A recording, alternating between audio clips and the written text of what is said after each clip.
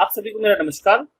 आज के लेक्चर में हम बात करेंगे जनरल साइंस से कुछ ऐसे क्वेश्चंस के बारे में जिन्हें कि कंपटीशन एग्जाम का बेस कहा जाता है, क्योंकि इनमें से एक से दो क्वेश्चन आपको हर एग्जाम में देखने को मिल जाते हैं। वीडियो को ध्यान से देखिएगा और मुझे पूरी उम्मीद है कि इस वीडियो से आपको बहुत कुछ नया सीखने को मिलेगा।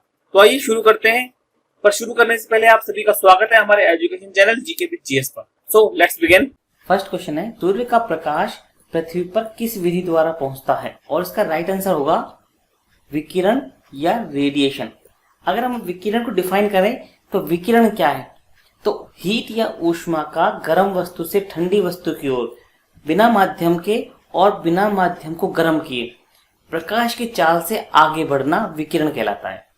अब हीट या ऊष्मा जो है वो तीन विधियों से आगे बढ़ सकती है, विकिरण, चालन और संवहन। अब इसको हम डायग्राम के माध्यम से समझ सकते हैं। ये डायग्राम है, इसमें ऊष्मा तीन तरह से आगे बढ़ रही है। विकिरण, किसी भी मेटल का गर्म होना चालन के द्वारा, और पानी का गर्म होना संवहन के द्वारा। इस डायग्राम में हीट के आगे बढ़ने के तीनों मेथड को समझाया गया है, किरण, चालन और संवहन। इस तरह से आप देख सकते हैं एग्जाम में किसी न किसी तरीके से ये क्वेश्चन हमेशा पूछ लिया जाता है। तो नेक्स्ट क्वेश्चन पे चलें। रॉकेट को अंतरिक्ष में छोड़ने के लिए कितने न्यूनतम पलायन वेग की आवश्यकता होती है? और इसका राइट आंसर होगा 11.2 किलोमीटर प्रति सेकंड। अब अगर हम पलायन वेग की बात करें कि पलायन वेग क्या होता है, तो पलायन वेग वह न्यूनतम वेग है जो एक वस्तु को दूसरी वस्तु के गुरुत्वाकर्षण से बाहर निकलने के लिए आवश्यक होता है।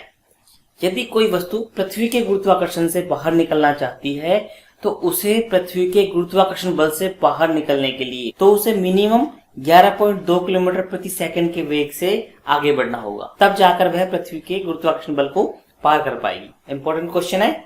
नेक्स्ट क्वेश्चन पे चलते हैं। ऑटोमोबाइल में हाइड्रोलिक ब्रेक किस सिद्धांत पर कार्य करते हैं?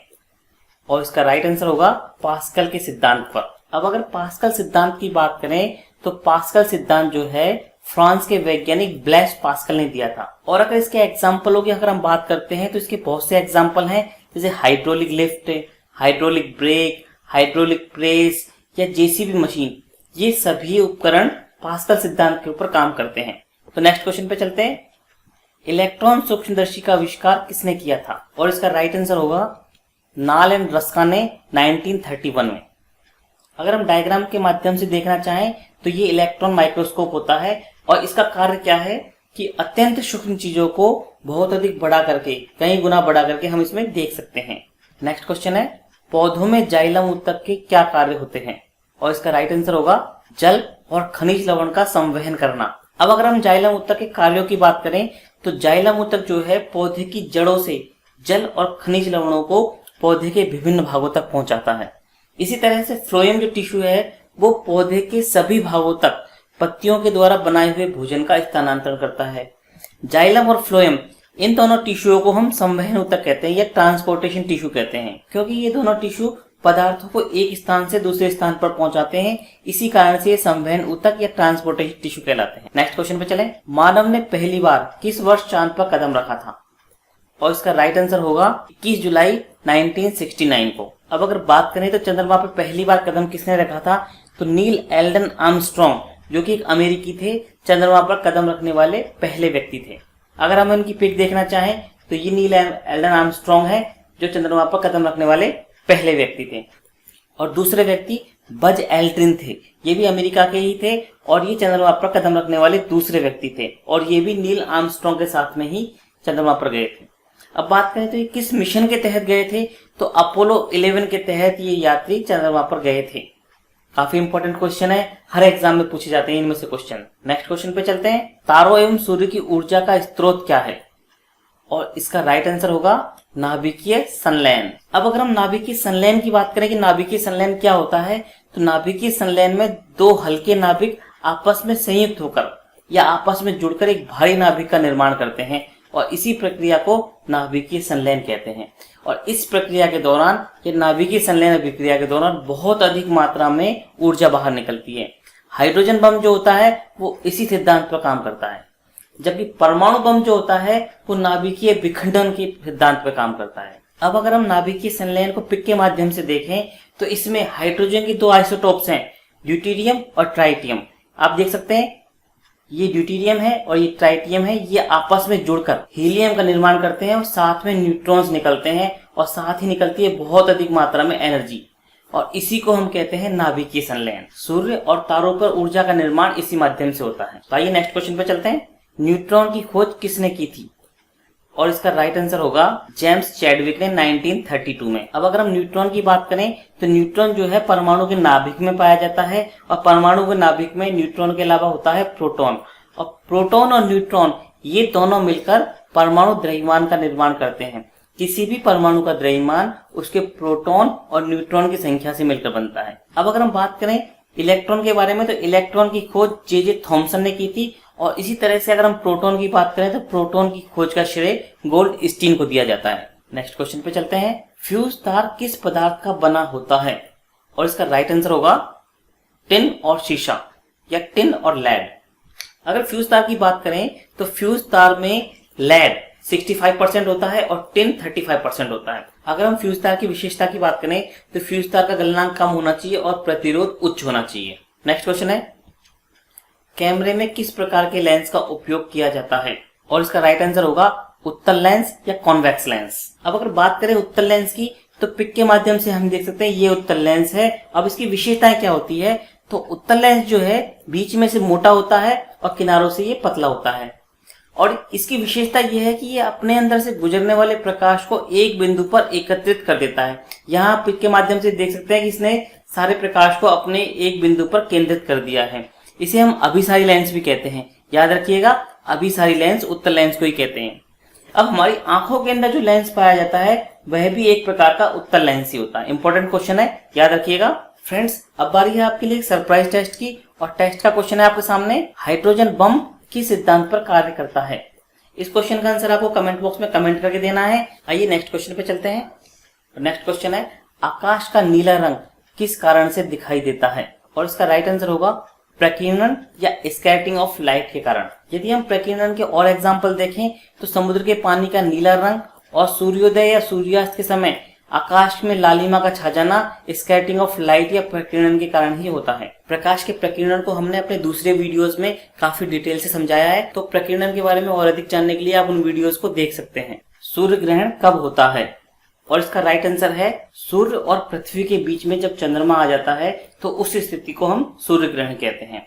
आप डायग्राम के माध्यम से देख सकते हैं सूर्य ग्रहण को कि सन और अर्थ के बीच में जब मून आ जाता है तो वो पृथ्वी के एक छोटे से हिस्से से सूर्य दिखाई नहीं देता, और उसी को हम सूर्य ग्रहण कहते हैं।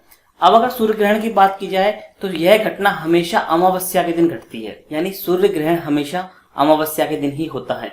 इसी तरह से अगर हम बात करें तो कभी कभी चंद्रमा जो है सूर्य को पूरी तरह से ढक लेता है, तो इस स्थिति को हम पूर्ण सूर्य ग्रहण कहते हैं। अब अगर बात करें तो पूर्ण सूर्य ग्रहण की स्थिति कितने समय तक रहती है, तो चंद्रमा जो है सूर्य को पूरी तरह से ज्यादा 7 मिनट तक ढक सकता है, और इसी स्थिति को हम पूर्ण सूर्य ग्रहण कहते हैं। आइए नेक्स्ट क्वेश्चन पे चलते हैं। ध्वनि तरंगों की प्रकृति क्या होती है?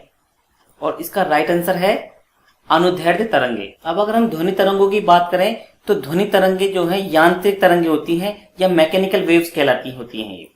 इसी तरह से ध्वनि तरंगों को आगे बढ़ने के लिए किसी न किसी मीडियम या माध्यम की आवश्यकता होती है। वह माध्यम ठोस, द्रव या गैस कुछ भी हो सकता है। अगर हम वायु में ध्वनि के वेग की बात करें तो वायु में ध्वनि का वेग लगभग 344 मीटर प्रति सेकंड होता है। नेक्स्ट क्वेश्चन है, प्रेशर कुकर में सब्जियां जल्दी क्यों पक जाती हैं? और इसका राइट आंसर होगा दाब बढ़ जाने से क्वथनांक या बॉइलिंग पॉइंट बढ़ जाता है। अब अगर हम क्वथनांक की बात करें तो क्वथनांक क्या होता है? तो क्वथनांक या बॉइलिंग पॉइंट वह टेम्परेचर है जिस पर कोई भी द्रव वाष्प में बदलने लगता है, वह उसका क्वथनांक कहलाता है। अगर हम बात करें कि पानी का बॉइलिंग पॉइंट कितना है तो 100 डिग्री सेंटीग्रेड पानी का बॉइलिंग पॉइंट है। नेक्स्ट क्वेश्चन पे चलते हैं, और नेक्स्ट क्वेश्चन है, पेनिसिलिन की खोज किसने की थी?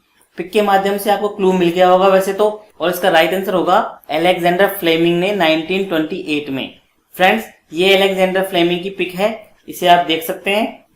पेनिसिलिन एक एंटीबायोटिक है और ये सबसे पहला खोजा गया या बनाया गया एंटीबायोटिक था। इसे अलेक्जेंडर फ्लेमिंग ने 1928 में बनाया था। पेनिसिलिन जो है पेनिसिलियम नामक फंजाई या पेनिसिलिन नामक फंगस से प्राप्त होता है, या पेनिसिलिन नामक कवक से प्राप्त होता है। इस टॉपिक को हमने अपने दूसरे वीडियोस में डिटेल से कवर कर रखा है, तो आप चाहें तो वहां पर जाकर इसे देख सकते हैं। नेक्स्ट क्वेश्चन पे चलते हैं। खाद्य तेलों को किस प्रक्रिया द्वारा वनस्पति घी में बदला जाता है? और इसका राइट आंसर होगा हाइड्रोजनीकरण के द्वारा। अब अगर हम हाइड्रोजनीकरण के एग्जाम्पल देखें तो हाइड्रोजनीकरण के द्वारा व्हेल और मछली के तेलों से मार्गरीन बनाया जाता है।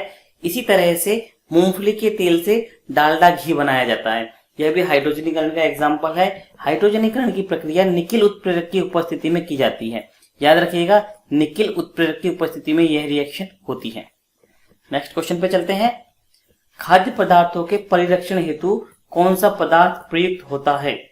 और इसका राइट आंसर होगा बेंजोइक अम्ल या बेंजोइक एसिड। नेक्स्ट क्वेश्चन है, आंसू गैस का रासायनिक नाम क्या है? और इसका राइट आंसर होगा क्लोरोएसिटोफिनोन। नेक्स्ट क्वेश्चन पे चलते हैं। मानव गुर्दे में बनने वाली पथरी किसकी बनी होती है? और इसका राइट आंसर है कैल्शियम ऑक्सलेट की, या इसका रासायनिक सूत्र है CaC2O4। अगर हम किडनी की बात करें या किडनी के कार्यों की बात करें तो किडनी का कार्य है ब्लड का फिल्ट्रेशन या रक्त का शुद्धिकरण करना, और अपशिष्ट पदार्थों को शरीर से बाहर निकालने का कार्य किडनी का होता है। अगर हम इसी तरह से किडनी के फिल्ट्रेशन यूनिट की बात करें या मूल संरचनात्मक इकाई की बात करें तो नेफ्रॉन जो है किडनी की संरचनात्मक और कार्यात्मक इकाई है। इंपॉर्टेंट क्वेश्चन है, आप याद रखिएगा इस चीज को। नेक्स्ट क्वेश्चन पे चलते हैं। कच्चे फलों को पकाने के लिए कौन सी गैस प्रयोग में लाई जाती है? और इसका राइट आंसर होगा एसिटिलीन या एथीन गैस। अब अगर एसिटिलीन की बात करें तो एसिटिलीन जो है एक रंगहीन और ज्वलनशील गैस है, और ये मुख्य रूप से वेल्डिंग करने और कार्बनिक पदार्थों के संश्लेषण में उपयोग में लाई जाती है। इंपॉर्टेंट क्वेश्चन है, बहुत बार एग्जाम में आता है, ये लगभग हर दूसरे एग्जाम में ये क्वेश्चन आपको मिल जाएगा। अब बारी है आपके लिए सरप्राइज टेस्ट की, और टेस्ट का क्वेश्चन है आपके सामने, पेनिसिलिन किस कवक से प्राप्त होती है? और फ्रेंड्स, इस क्वेश्चन का आंसर आपको कमेंट बॉक्स में कमेंट करके देना है। साथ ही यदि आपको इस वीडियो में कोई कमी नजर आई हो तो अपने कमेंट बॉक्स में कमेंट करें, हम उसमें जरूर सुधार करेंगे। यदि वीडियो पसंद आया हो तो वीडियो को लाइक करने के साथ साथ हमारे चैनल को सब्सक्राइब कर दें। आप सभी को आपके आने वाले एग्जाम्स के लिए ढेर सारी शुभकामनाएं। जय हिंद, जय भारत।